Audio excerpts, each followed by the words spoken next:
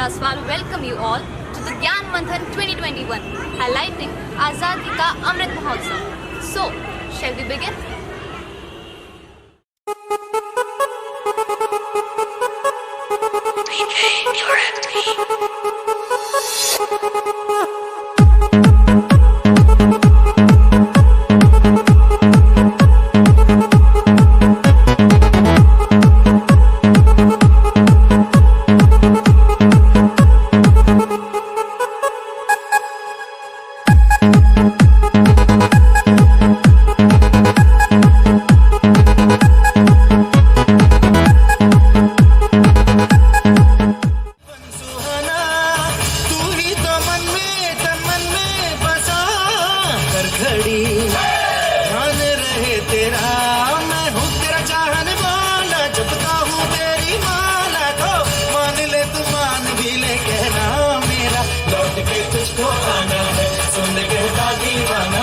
जब तेरा दर्शन पाएंगे चैन कमरों को पाना है।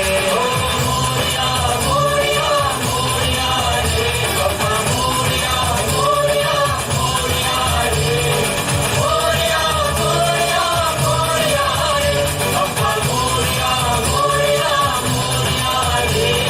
तुझको फिर से जलवा दिखाना ही होगा, अगले बरस आना है, आना ही होगा।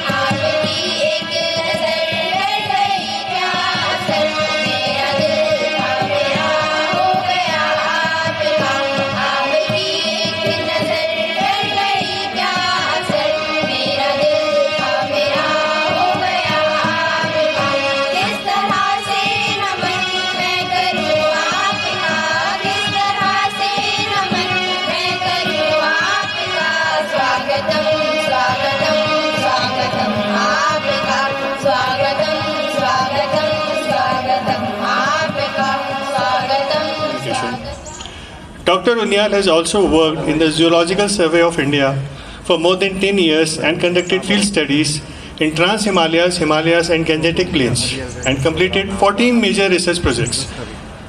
Dr. Unyal is currently serving as Joint Director at Uttarakhand State Council for Science and Technology and overall looking after research and development, entrepreneurship development, Regional Science Center, Science Popularization and Central Sponsored Scheme Division and National Academy of Science.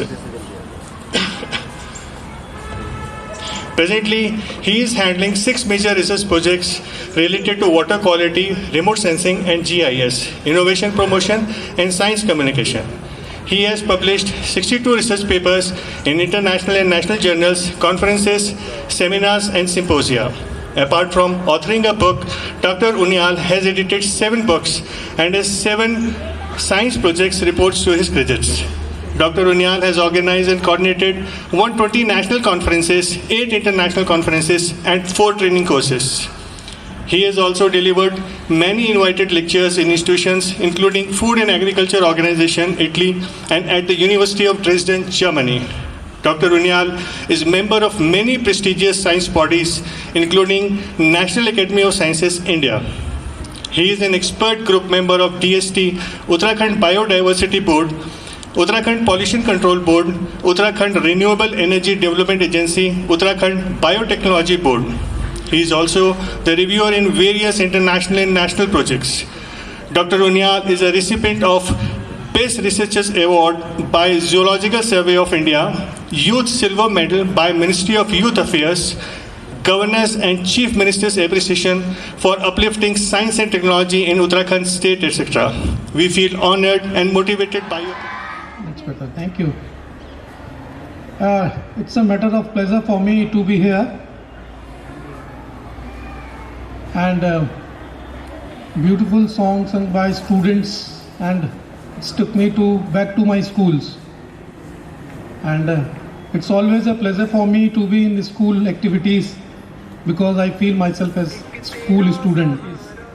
So it's always a pleasure to be here. And for this, I like to extend my sincere thanks to Mr. Rathore. Just we are talking about how he initiated this school. I think his father dreamed for this, and he and his son is taking forward their father and grandfather dreams. So I think definitely many times I passed away from the main road, and then I used to think some Saint Kabir Academy is there. So many times I thought, what is it? Then we had an interaction earlier with our friend here, my friend. So he told me about this academy, and I think we organized an exhibition way back a couple of years back here, and at that time school also visited that exhibition. We had a small interaction there also. So it's really nice that it's a decade only old school, and lot many activities. Mr. Rathore told me about that Atal Tinkering Lab is here. So it's really a big achievement that is school having 10-year-old school having this lab here. And this lab, because I am in a committee of sanctioning committee of this lab, I know that very tedious work to define that what all curriculum should be there and how this lab will be utilized further, because it is on the pattern of US basically. In US, they says that when we talk about the innovation index in US, they say that the most fertile brain is from class 3rd to class 12th, and they get maximum innovation from them only. And most of the students, what they prepare, prototype and all, it's having a highly commercial value, and they do the patents, I think. And patents is very important as far as innovation is concerned. And now Government of India, our Honorable Prime Minister also says that we have to push our country. If we want to have a more economic independence, then we have to think for the innovation startups and all. So I think this lab will go many ways and will take the students to be an innovator, to be a successful entrepreneur and a successful businessman. Now back to this beautiful premises of your school. I think being Dehradun, we are fortunate that we are in Dehradun. Otherwise, recently I've been to Delhi for some meeting. It's difficult to breathe there because it's morning to evening if you are there, and if you have to be there for 2-3 days, then it's really you feel that jitni jaldi kaam khatam ho, then move to our place. So that way we are fortunate enough here. We can have if you go around 4-5 kilometers, then you hit a national park, Rajaji National Park. You can see lot many biodiversity and all here. And if we move around 30 kilometers, then we can see a lesser Himalayas. If we move further, then we can see Himalayas. And if we move further, then we can see Trans Himalayas, and then riverine ecosystem and all. So beautiful. I think I'm having a collaborator from US, UK and Germany. When they visit our place, they say that it's a beautiful place, Uttarakhand. You are having a live laboratories. If you English में comfortable है, हिंदी में बोलूं, बच्चे समझ पाएंगे? बच्चे समझ रहे हैं? प्लीज़ मैं आप लोगों से थोड़ा सा हिंदी में भी बात करूंगा कि जो हमारा हिमालय रीजन है वो बहुत महत्वपूर्ण है, क्योंकि पूरे विश्व में जो हिमालय है वो जो क्लाइमेट चेंज है उसको गवर्न कर रहा है अब, और पूरा जो संपूर्ण विश्व है वो कह रहे हैं कि भारत में जो हिमालय क्षेत्र है उसको हमें प्रोटेक्ट करना बहुत ज़रूरी है, क्योंकि यहीं से जो विंड डायरेक्शंस हैं वो गवर्न हो रही हैं, और जितना भी हमारा पानी है, जो एशिया का वाटर टावर कहा जाता है उत्तराखंड को, यहाँ से गंगा, यमुना और बहुत सारी उसकी सहायक नदियाँ यहाँ से निकलती हैं, और जो वाटर स्कैरिसिटी हो रही है उसको फुलफिल करने के लिए बहुत सारा जो पार्ट है हम लोग करते हैं। और इन सभी को देखते हुए बहुत महत्वपूर्ण ये है कि जो हमारा जलवायु परिवर्तन हो रहा है वो किस प्रकार से हिमालय क्षेत्र को अफेक्ट कर रहा है, और हिमालय क्षेत्र में बहुत सारी जो नेचुरल रिसोर्सेस हैं, संपदा है, जैव संपदा है हमारी, वो किस प्रकार से प्रोटेक्टेड रहे, इसके बारे में विश्व में बहुत बड़े प्रोजेक्ट्स हमारे यहाँ चल रहे हैं। मैं भी उसका पार्ट हूँ, और उसमें सबसे महत्वपूर्ण जो चीज़ है कि जो स्कूल स्टूडेंट्स हैं उनको समझाना बहुत ज़रूरी है। जैसे कि अभी मैं राठौर साहब से बात कर रहा था कि आपने अटल ड्रिंकिंग लैब यहाँ पर है, उसका मुख्य उद्देश्य क्या है? उसका मुख्य उद्देश्य यह है कि बच्चे साइंस के प्रति थोड़ा सा उनका रुझान हो, जो साइंस भी नहीं पढ़ रहा है उनके पास साइंटिफिक टेम्पर होना चाहिए। किया कि अगर हमारे को ग्लोबली कम्पीट करना है तो हमारे को साइंस जो है साइंटिफिक टेम्पर को बढ़ाना होगा, और साइंटिफिक टेम्पर को बढ़ाने के लिए उन्होंने एक पीपल साइंस मूवमेंट बहुत बड़ा लॉन्च किया, जिसका रिजल्ट आज हम लोग देख रहे हैं कि चाइनीज़ प्रोडक्ट, चाहे वो इंटरनेशनल मार्केट हो, चाहे वो डेवलप्ड कंट्रीज़ की मार्केट हो। अभी कुछ समय पहले मैं 2-2.5 साल पहले जर्मनी गया था, और इटली, उसी टूर पे मैं इटली भी गया था। तो इटली में लेदर बहुत फेमस होते हैं, वहाँ के लेदर प्रोडक्ट्स। तो जो प्रोफेसर साहब थे जिनके साथ मेरा रिसर्च प्रोजेक्ट चल रहा है, तो मैंने बोला कि मार्केट से मेरे को कुछ प्रोडक्ट खरीदने हैं, तो उन्होंने मेरे को जो प्रोडक्ट दिया वो प्रोडक्ट था चाइनीज़। तो मैंने कहा sir I will not buy this product, मेरे को यहीं का चाहिए।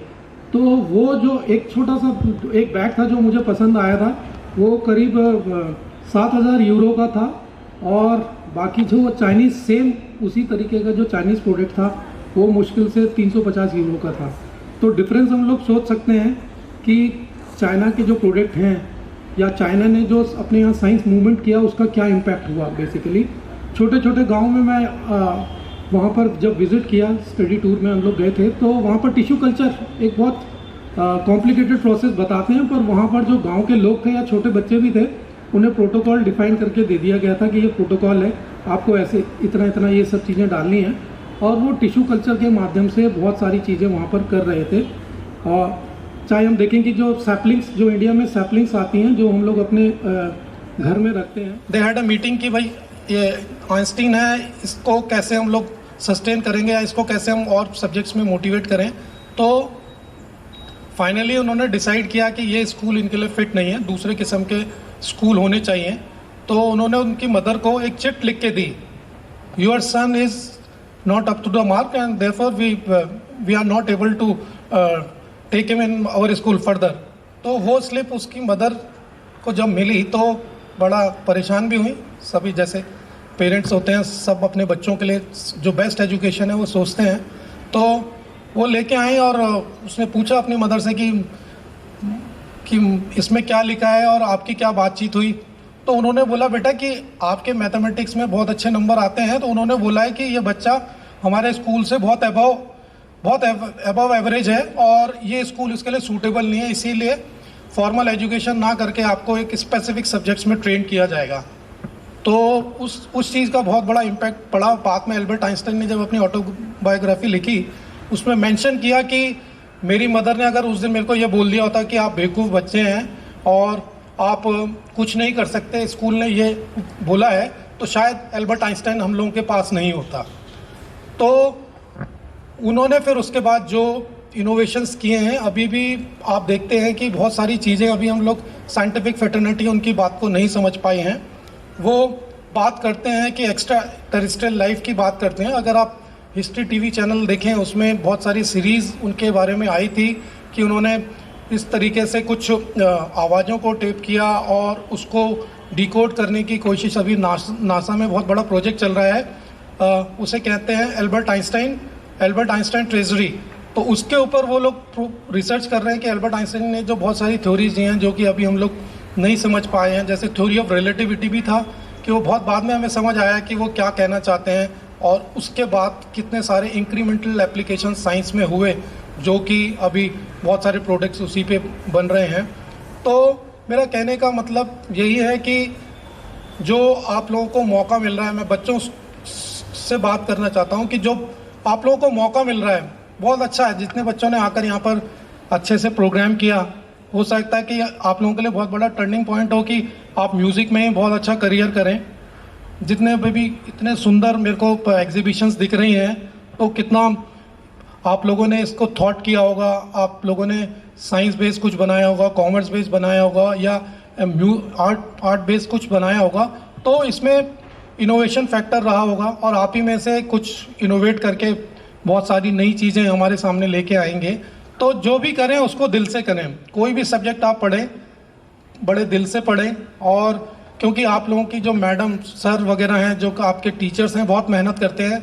क्योंकि मेरी जो वाइफ हैं खुद DVS कॉलेज में पढ़ाती हैं, मैं देखता हूँ कि वो जब ऑनलाइन पढ़ा रही थी कुछ समय पूर्व, तो कितना रात में मेरे ख्याल से 1-1.5 बजे तक पूरा पढ़ती थी, खुद ही फिर पढ़ाती थी। मैंने कहा ये लेक्चर आपने कितनी बार आप लोगों ने देख लिया है और कितनी बार आप लोगों ने इसको मेरे ख्याल से बच्चों को पढ़ाया भी होगा। वो कहते हैं कि एक भी चीज़ अगर मिस कर गई तो मेरी गलती से बच्चे को जो मैं ट्रांसलेट करूँगी वो बहुत गलत होगा। एक बार कि मैं आपको बात, मेरे पास टाइम रिस्ट्रिक्शंस है सब, प्लीज़, है ना। तो मैं बहुत लंबा भाषण नहीं दूंगा, मुझे भी पता है कि बच्चे लोग अपने बहुत सारे एग्जिबिट्स हैं उसको दिखाने के लिए उत्सुक होंगे।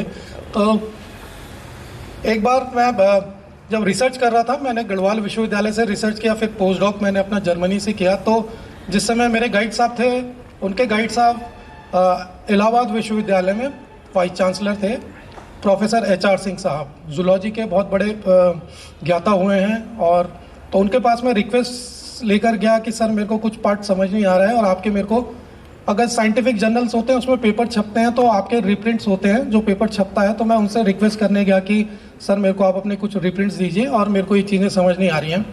तो उनके वाइस चांसलर ऑफिस में मैं जैसे ही गया, उन्होंने कहा कि मिस्टर उनियाल, सॉरी कि आपको वेट करना पड़ेगा 45 मिनट्स के लिए। मैंने कहा ठीक है सर, नो प्रॉब्लम। तो मैंने कहा सर पर आप 45 मिनट्स के लिए किसी मीटिंग में जा रहे हैं? कहते नहीं, मैं मीटिंग में भी नहीं जा रहा हूँ, कहते मैं अभी क्लास लेने जा रहा हूँ। और उन्होंने 10 मिनट अपना पूरा जो नोट्स थे उसको देखा, और उसके बाद तो मैंने पूछा सर आप ऐसा क्यों कर रहे हैं, इतने नोट्स आप पढ़ रहे हैं, आपने तो कितनी क्लासेस ऐसी ले ली होंगी। उनका भी जवाब यही था कि कहते नहीं डॉक्टर साहब, एक भी चीज़ मेरे इससे स्लिप कर गई तो बच्चे को आधा ज्ञान मिलेगा, और जो टीचर बताता है वो बच्चे के लिए एक लकीर होता है। तो वो बच्चा थ्रू आउट अपने करियर वही कैरी करेगा। हो सकता है वो जो छोटी सी मिस्टेक मेरी तरफ से हुई है वो उसके लिए करियर के लिए कभी फेटल हो जाए, कभी इंटरव्यूज़ में वो चीज़ ना बता पाए, और मैंने जो गलती करी वो बच्चे के लिए गलत हो जाए। तो इतना डेडिकेशन जो मैंने देखा टीचर्स का, और इतना सुंदर जो आप लोगों ने सभी ने, मेरे को पता है कितनी मेहनत हुई होगी, छोटा सा प्रोग्राम हम लोग करते हैं तो उसके लिए 15-20 दिन 25 दिन लगाते हैं, और जो कलेक्टिव एफर्ट्स होता है वो बहुत बड़ा एफर्ट्स होता है। तो मैं बधाई भी देना चाहूँगा सारे के सारे टीचर्स को और राठौर साहब को कि आपने एक ऐसा माहौल यहाँ पर रखा है कि सबको बच्चे को एक्सपोजर मिले। आपसे मैं अभी बात कर रहा था तो आप बता रहे थे कि हमारे यहाँ 85% बच्चे करीब या 90% बच्चे ऑफलाइन आ रहे हैं, अब ऑनलाइन नहीं प्रेफर कर रहे हैं। तो मैं भी ये सोचता हूँ कि जब तक कंडीशन ठीक है तो बच्चे को ज़रूर आना चाहिए, क्योंकि मेरी 2 बेटियाँ हैं एंड मेरी स्कूल में पढ़ती हैं। तो मैंने भी उन्हें यही बोला कि बच्चे जाके केवल स्कूल में आकर एक पढ़ाई करना या यही एक चीज़ नहीं होती है। जो चीज़ें आप एक्स्ट्रा करिकुलर एक्टिविटीज़ अभी आप लोग कर रहे हैं, ये बहुत बहुत बड़ा इंपॉर्टेंट फैक्टर आपके लिए रहेगा, आपकी लाइफ के लिए, कि आप कैसे बोलते हैं, कैसे चलते हैं ये, क्योंकि ये आपको लाइफ के थ्रू आउट लाइफ में किसी न किसी जो करियर जब आप ऑप्ट करेंगे तो उसमें हेल्प करेगा, आपको इंटरव्यूज़ में हेल्प करेगा। तो ये जो करिकुलम है इसको आप मेंटेन भी रखिए, और स्टूडेंट्स जो हैं मैक्सिमम कोशिश कीजिए कि नई नई चीज़ें सीखें। आजकल कॉम्पिटिटिव वर्ल्ड है, बहुत कॉम्पिटिटिव वर्ल्ड है। आप अगर नीट एग्ज़ाम देते हैं या आप जेईई देते हैं या आप फैशन डिज़ाइनिंग करते हैं तो आपको कंपटीशन फेस करना होता है। कंपटीशन फेस करने के लिए आपको ये बेटे जो स्कूल में सिखाया जा रहा है सबसे इम्पॉर्टेंट होता है। चाहे आप डिफेंस सर्विसेज में जाएं, एनडीए जाएं, सीडीएस जाएं, सीडीएस में जाएं या कहीं भी जाएं, आपको एलिमेंट्री एजुकेशन जो आप लोग पढ़ रहे हैं 10th 12th तक जो पढ़ रहे हैं वो आपको थ्रू आउट काम आएगी। तो सिंसियरली आप सभी इसको पढ़ें, और मुझे पूर्ण विश्वास है कि आपने जो मेहनत की है उसका आप लोगों को फल ज़रूर मिलेगा। एंड मैं आपको 2-3 चीज़ें और ज़रूर बताना चाहूँगा कि मैं जिस ऑर्गेनाइजेशन को बिलोंग करता हूँ वो Uttarakhand council for science and technology है, जो विज्ञान है प्रौद्योगिकी परिषद। इस तरीके के जो काउंसिल्स हैं वो हर जगह पूरे स्टेट में हैं, जितने हमारे स्टेट्स हैं उन सब में हैं। और भारत सरकार की एक एजेंसी है department of science and technology, government of India, इसके नोडल एजेंसी हम लोग हैं। 1982 में ऐसा सोचा गया कैबिनेट में कि जितने भी साइंस एंड टेक्नोलॉजी के इश्यूज़ हैं वो स्टेट तक नहीं पहुंच पा रहे हैं, और नेशन वाइड जो ऑब्जेक्टिव है उसको पूरा नहीं कर पा रहे हैं, दिल्ली में रहकर वो पूरा नहीं कर सकते हैं। और अगर स्टेट्स का एफर्ट्स ना हो तो नेशन वाइड कुछ भी चीज़ को अचीव नहीं किया जाता, क्योंकि हम सबको पता है कि स्टेट से ही नेशन बना है। तो उन्होंने सोचा कि, और हर स्टेट के अपने स्पेसिफिक कारण हैं बनने के, वहाँ पर जोग्राफिकल रीजंस अलग हैं, वहाँ पर जो भाषा है वो अलग है, वहाँ पर नेचुरल रिसोर्स हैं वो अलग हैं। तो साइंस एंड टेक्नोलॉजी के जो इश्यूज़ हैं वो भी अलग अलग हैं। हम लोग राजस्थान से उत्तराखंड को इक्वेट नहीं कर सकते, या सदर्न एरियाज जो मेरीन एरियाज़ हैं उससे यहाँ पर इक्वेट नहीं कर सकते। अलग अलग परिस्थितियाँ हैं, अलग अलग इकोसिस्टम्स हैं। तो उसके हिसाब से सोचा गया कि हर जगह एक साइंस एंड टेक्नोलॉजी काउंसिल्स हो, जो कि जो सेंट्रली गवर्नमेंट के इशू ऑब्जेक्टिव्स हैं उसको यहाँ पर रेप्लिकेट करें, और साइंस एंड टेक्नोलॉजी का एक व्यवहार बनाएं और एक सोच बनाएं जिसे साइंटिफिक टेम्पर कहते हैं। और बहुत पहले ये कॉन्सेप्ट्स हमारे late prime minister Jawaharlal Nehru साहब ने ये सोचा था कि साइंटिफिक टेम्पर्स को हमारे को क्रिएट किया जाए। उसी से क्लू लेकर ये सारी काउंसिल्स बनी हैं, और हम लोग 2005 में यहाँ पर स्थापित हुए हैं। 2013 में अगर आप लोगों ने रीजनल साइंस सेंटर झाझरा में जाकर कभी देखा होगा, झाझरा में, तो वहाँ पर हम लोग शिफ्ट हुए। अभी मेरे को बताते बड़ी खुशी हो रही है कि वो जो साइंस सेंटर का स्ट्रक्चर है उससे 10 गुना बड़ा स्ट्रक्चर वहाँ पर आ रहा है। हो सकता है 5-6 साल में वो बनकर भी तैयार हो जाएगा, और उसमें आप लोग वर्चुअली सिमुलेटर्स जो हैं कि कैसे अर्थक्वेक आता है, अगर 7 रिक्टर स्केल का अर्थक्वेक आ गया, 8 का आ गया, तो कैसे उसको आप फील करते हैं। इसी प्रकार से स्पेस वॉक वहाँ पर होगी, और बहुत सारे नए हैंड्स ऑन एक्टिविटीज़ आप वहाँ पर कर पाएंगे, इनोवेशन की एक्टिविटीज़ कर पाएंगे खुद ही अपने आप ही। और अभी जो एग्जिस्टिंग है हमारे वहाँ पर भी इनोवेशन लैब है, जैसे अटल टिंकरिंग लैब एक आपके यहाँ पर है, उसका थोड़ा सा बड़ा स्वरूप है।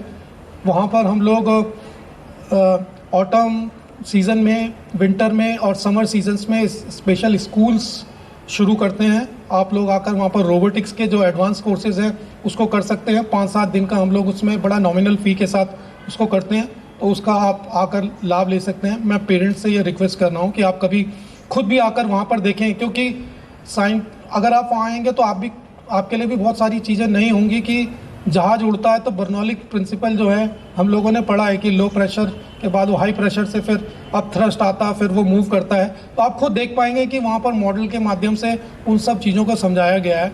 हिमालय गैलरी एक हमारी है, उसमें सिंस बिगनिंग की गोंडवाना हाइपोथेसिस क्या है कि एक सिंगल लैंड मास था, लैंड मास से फिर कॉन्टिनेंट कैसे बने उसको आप समझ पाएंगे बहुत अच्छे से। और हिमालय में कितने हिमालय जो मूव कर रहा है वो क्यों कर रहा है, या हिमालय जहाँ है वहाँ पर कभी एक सी हुआ करता था, 33 सी, क्योंकि वहाँ पर मेरीन एनिमल्स के फॉसिल्स मिले हैं। तो वो बहुत सारी चीज़ें आप देखेंगे। और क्लाइमेट चेंज के बारे में ट्रेडिशनल नॉलेज सिस्टम जिसे कहते हैं, ट्रेडिशनल हीलर्स जिसे वैद कहते हैं, उनका साइंटिफिक वैलिडेशन कैसे करते हैं उसको आप जान पाएंगे। बहुत सारी चीज़ें आप देखेंगे। फिर हमारे यहाँ फ्रंटियर ऑफ एक टेक्नोलॉजी है कि एडवांस साइंसेज में हम लोग क्या सोच रहे हैं, 3G 4G 5G ये है क्या बेसिकली। होम ऑटोमेशन क्या है, आप होम ऑटोमेशन में देखेंगे कि अब तो बहुत सारे ऑफिसेज में, जैसे गूगल का ऑफिस है, अगर आप वहाँ देखें तो वो उन्होंने होम ऑटोमेशन अपना इंट्रोड्यूस किया है कि 5-6 किलोमीटर के दायरे में अगर वो लंच करने अपने घर जाते हैं तो वो अपने ऑफिस से ही, अपने मोबाइल से ही सारी चीज़ें ऑन कर सकते हैं। अपने जो इलेक्ट्रॉनिक एप्लायंसेज हैं उसको ऑन कर देंगे और पहुँचेंगे तो उन्हें अपना जो हीटर सिस्टम है, हीटिंग सिस्टम, वो सब ऑन मिलेगा। तो उसका क्या फ़ायदा है। और उसके बाद 3D सिस्टम्स बेसिकली क्या है, 3D प्रिंटर्स क्या हैं, या 5D प्रिंटर्स क्या हैं, IMAX क्या है। आजकल IMAX का कॉन्सेप्ट है कि आप किस प्रकार से 5D, आपने 3D सिस्टम पढ़ा हुआ है XYZ, उसके बाद और जो एक्सेस आती हैं वो किस प्रकार से काम करती हैं, उसका एप्लीकेशन क्या है। और जेट स्पीड्स को अब बात कर रहे हैं कि जेट स्पीड से भी आगे हम लोग स्पीड को इंट्रोड्यूस करेंगे, कैसे करेंगे। तो ये सब चीज़ें आप वहाँ दे सकते हैं। और फिर हमारा एक फ़न गैलरी है जिसमें कि आउटडोर एग्जिबिट्स हैं। आप समझ पाएंगे कि वेव मोशन क्या होता है, या इलेक्ट्रिक करंट कैसे फ्लो करता है। ये सब चीज़ें वहाँ आप पर समझ पाएंगे। और बहुत सारे जो इंडियन साइंटिस्ट हैं उनके बारे में आप जान पाएंगे कि उनका साइंटिफिक कंट्रीब्यूशन क्या था। बहुत सारे नोबेल लॉरिएट्स इंडिया से गए तो उन्होंने कैसे बेसिक रिसर्च करी, उसके बारे में पूरी आपको जानकारी मिल पाएगी। तो आई थिंक पेरेंट्स को ज़रूर एक बार बच्चों के साथ जाना चाहिए।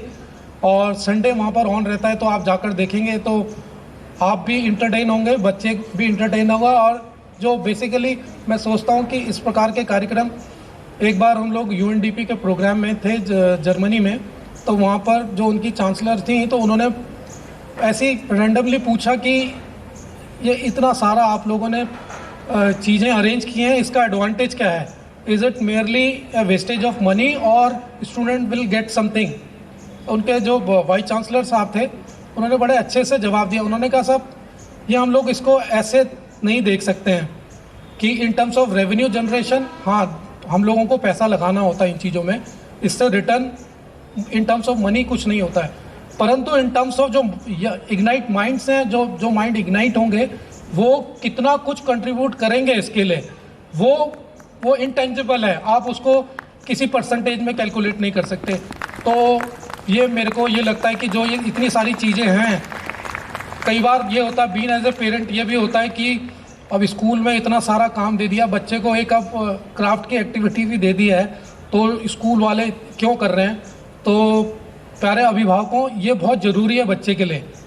अगर बच्चा अपने हाथ से कोई चीज़ बनाना सीखता है तो वो बहुत इम्पॉर्टेंट है। आपको जानकर हैरानी होगी कि नासा में इंडियन स्टूडेंट्स बहुत अच्छा कर रहे हैं, और इंडियन स्टूडेंट्स ने अभी वहाँ पर 120 जो स्मॉल सैटेलाइट्स हैं उसको लॉन्च किया है।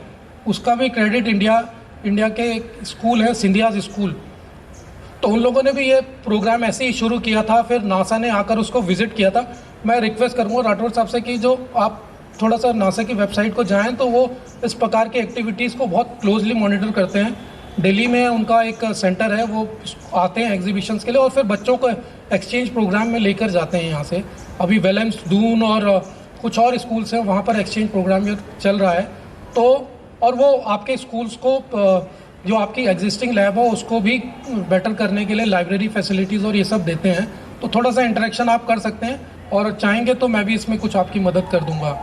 तो मैं यही कहना चाहूँगा कि मुझे आकर आज यहाँ बहुत अच्छा लगा। I am feeling that I am a student, kid, small 5-6 class का स्टूडेंट हूँ। मैं भी स्पोर्ट्स और इन सब चीज़ों में I played Santosh trophy football मैंने खेला वहाँ पर। तो बिकॉज क्योंकि मेरे स्कूल में जो हमारे एक KVFRI में एक एटमॉस्फेयर था कि स्पोर्ट्स और हम लोगों को सारी अपॉर्चुनिटीज़ मिलती थी जैसे आप सभी को मिल रही हैं यहाँ पर। तो जिस भी चीज़ को आप करते हैं बहुत अच्छे से करें और आपके जितने टीचर्स हैं उनके साथ इंटरेक्ट करें और मौका मिलता है तो बाहर ज़रूर जाएं, आउटडोर भी ज़रूर जाएं और उसको सीखें और इंटरेक्शन बहुत ज़रूरी है। मैं स्टूडेंट से फिर से कहना चाहूँगा बच्चे के स्टूडेंट कई बार हम लोग सोचते हैं कि ये शायद मैं कुछ गलत पूछ रहा हूँ, तो ये चीज़ नहीं होनी चाहिए। गलत सही कुछ नहीं होता है। आपको अगर गलत है तो आपकी टीचर आपको करेक्ट करेगी और अगर आपको वाकई में कुछ समझना है तो जब आप पूछेंगे नहीं तो आप समझ भी नहीं पाएंगे। तो इंटरेक्शन लेवल बहुत ज़रूरी है और पेरेंट्स को भी अपने बच्चों को कंटिन्यूसली मॉनिटर करना चाहिए, मैं ये सोचता हूँ। क्योंकि स्कूल के बाद बच्चा घर पर जाता है, घर पर जाकर मेरे ख्याल से सारे पेरेंट्स करते ही हैं, बच्चे से पूछते हैं हाउस योर डे, क्या रहा, नया क्या सीखा या क्या प्रॉब्लम आ रही है। या बहुत अच्छा कॉन्सेप्ट है पेरेंट्स टीचर मीटिंग होती है, उसमें सारे जो क्लास टीचर्स उन्हें पूछते हैं बच्चे के बारे में और पेरेंट्स से भी इंटरेक्शन होता है। उस प्लेटफॉर्म का भी हम लोगों को लाभ लेना चाहिए कि ये बच्चा है, ये है तो इसको कहाँ इम्प्रूवमेंट की ज़रूरत है और पेरेंट्स की तरफ से भी बच्चे को, क्योंकि अगर हम बिगनिंग में बच्चे को 5 या 6 क्लास तक बच्चे को एक डायरेक्शन दे देते हैं, उसके बाद बच्चा 6, 7 ऑनवर्ड बच्चा अपने आप इंडिपेंडेंट हो जाता है और वो अपनी पढ़ाई शुरू कर देता है। क्योंकि मुझे भी याद है कि मेरे फादर फौज में थे तो वो बाहर रहते थे, पर मेरी मदर बहुत विजिलेंट रहती थी इसमें। वो इंटरेक्शन जब पेरेंट्स टीचर मीटिंग होती थी मिस नहीं करती थी, वो जाकर पूछती थी। मैं एक एवरेज स्टूडेंट था तो मेरे बड़े और छोटे भाई बहुत अच्छे थे पढ़ाई में, तो मैं एक एवरेज स्टूडेंट था क्योंकि खेलने में मेरा ज़्यादा ध्यान रहता था। तो वो कंटिन्यूसली मुझे मॉनिटर करती थी और पढ़ाती भी थी साथ साथ। तो ये अभिभावकों का भी कुछ जिम्मेदारी है, उसको भी हमें समझना चाहिए। और बहुत लंबा मैंने आप सभी को बोला, परंतु क्योंकि मैं आपके साथ हार्ट टू हार्ट बात कर रहा हूँ, क्योंकि मुझे लगता है कि जब इस प्रकार के प्रोग्राम होते हैं, हम लोग साइंटिफिक प्रोग्राम्स में जाते हैं, बहुत लंबे लंबे भाषण देते हैं, अपनी थ्योरीज की बात करते हैं, रिसर्च पेपर की बात करते हैं, वो एक दूसरी बात होती है। परंतु बेसिक चीज़ जो अभी हमारे PM साहब कहते हैं कि आपने जो लैब में किया उसको लैंड तक ज़रूर लेके जाएं। आपने हाई एंड रिसर्च कर ली है, आपने सेमीकंडक्टर्स की बात कर रहे हैं, चिप्स की बात कर रहे हैं, आप बात कर रहे हैं मून में एक न्यू लाइफ की या और जगह, परंतु बेसिक रिसर्च भी समझाना बहुत ज़रूरी है। और आप ही की एज से बच्चे जब इग्नाइट हो जाते हैं तो बहुत सारी नई नई चीज़ें करते हैं। तो मैं रिक्वेस्ट करूंगा राठौर साहब से कि हमारे बहुत अच्छे साइंटिस्ट हमारे पास हैं, जैसे कि आपके अगर 9th ऑनवर्ड्स हम अगर बात करें तो उनके लिए एक स्पेशल प्रोग्राम हम लोग करते हैं, इंटेलेक्चुअल प्रॉपर्टी राइट, जिसे कहते हैं बौद्धिक संपदा अधिकार, जिसमें पेटेंट्स, कॉपीराइट, ट्रेडमार्क, ये सब चीज़ें आती हैं। इन सब चीज़ों को हमारे को इस स्टेज से समझना बहुत ज़रूरी है, क्योंकि अगर आप देखें हम लोग की इनोवेशन इंडेक्स जो है किसी भी कंट्री का इसीलिए है क्योंकि उन्होंने कैरिकुलम में अपने इंटेलेक्चुअल प्रॉपर्टी राइट को 6th ऑनवर्ड ही शुरू किया है। अगर कैरिकुलम में नहीं है तो आप कभी एज ए गेस्ट स्पीकर आप बुला सकते हैं, बच्चों को इसका बहुत बेनिफिट मिलेगा। हमारे यहाँ बहुत इंटेलिजेंट जो प्रैक्टिस करते हैं, बहुत अच्छे से साइंटिस्ट हमारे साथ हैं और अलग अलग विषय के भी साइंटिस्ट हम लोगों के पास हैं। कोई बायोडाइवर्सिटी, जैसे मैं जैव विविधता बायोडाइवर्सिटी को प्रैक्टिस करता हूँ, क्लाइमेट चेंज को, तो इसी प्रकार से केमिस्ट्री के, इस प्रकार से फॉरेंसिक साइंस के हमारे यहाँ बहुत अच्छे एक्सपर्ट्स हैं। तो वी ऑफर कि आप लोग कभी अगर चाहें तो हम लोग ऐसे पॉपुलर लेक्चर्स भी आप लोगों के लिए अरेंज कर सकते हैं। और साथ ही साथ मैं सभी से आग्रह भी करूंगा कि विज्ञान धाम परिसर में फिर से आएँ, देखें, इंटरेक्ट करें। कुछ चीज़ें हम लोगों ने नई इंट्रोड्यूस की हैं और अभी कुछ टाइम 30-31 को भी हम लोग कुछ प्रोग्राम लॉन्च करने वाले हैं, उसको मैं पास कर दूंगा प्रिंसिपल साहब और अपने मित्र जी को कि आप यहाँ पर उन्हें पॉपुलराइज करें और पेरेंट्स के साथ आप आके देख सकते हैं। बहुत सारी नई एक्टिविटीज़ और उसमें हम लोग हैवी डिस्काउंट भी दे रहे हैं टिकटिंग में, तो आप उसका आके लाभ ले सकते हैं। तो मुझे पूर्ण विश्वास है कि जो आज एग्जीबिशंस यहाँ पर हो रही हैं, बहुत सारी एक्टिविटीज़ आप लोग कंटिन्यूसली यहाँ पर करते रहते हैं थ्रू आउट ईयर। बहुत बड़ा चैलेंज भी है कि ये कोविड टाइम है, बहुत बड़ा चैलेंज है कि अनफॉर्चुनेटली रिवाइवल ना हो ओमिक्रॉन का, तो इस चीज़ का भी आप लोग ध्यान रखें। अच्छा है कि आप लोगों ने इस चीज़ का ध्यान भी रख रहे हैं। प्रिंसिपल साहब कह रहे थे कि हम लोग बैचेस में बुला रहे हैं, तो उस चीज़ का भी ध्यान रखिए, अपना सैनिटेशन का ध्यान रखिए। और विज्ञान को, आप कोई भी विषय लें, विज्ञान को ज़रूर समझिए, विज्ञान के साथ आप जिएं तो आपको बहुत सारे जो इश्यूज़ हैं आपके डेली लाइफ के वो दूर हो जाएंगे। मैं आप सभी को, जितने भी स्टूडेंट्स हैं, बड़े उज्जवल भविष्य की कामना करता हूँ। I am quite confident that definitely you will be successful entrepreneur, you will be successful scientist, you will be successful economist, you will be successful psychologist, you will be successful educational. Thank you very much. Apurva Kasai to present the word of thanks to the worthy chief guest. My warm gratitude to our chief guest, Dr. D.P. Unyal, who spared time from his busiest schedule to grace the occasion. Today we had an opportunity to hear your thoughts, and this will surely going to be an encouragement for us in our future events. Thank you. Now I invite our honorable chief guest to kindly pay a visit to the exhibition, and also request Chairman Sir Kukreja Sir and Principal Sir to please escort the chief guest.